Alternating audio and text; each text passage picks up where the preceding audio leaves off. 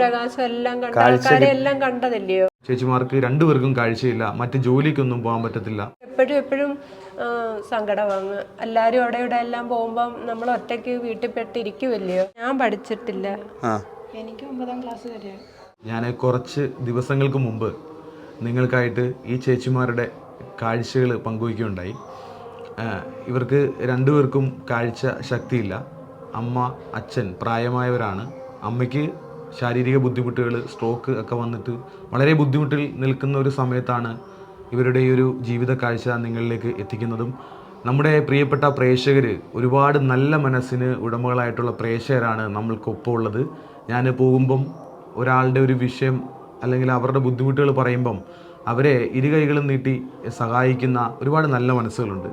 അങ്ങനെ ഇവരുടെ ആ ഒരു വീഡിയോ കണ്ടിട്ട് ഇവർക്ക് ഒരുപാട് സഹായങ്ങൾ, അല്ലേ ചേച്ചിമാരെ, സഹായിച്ച്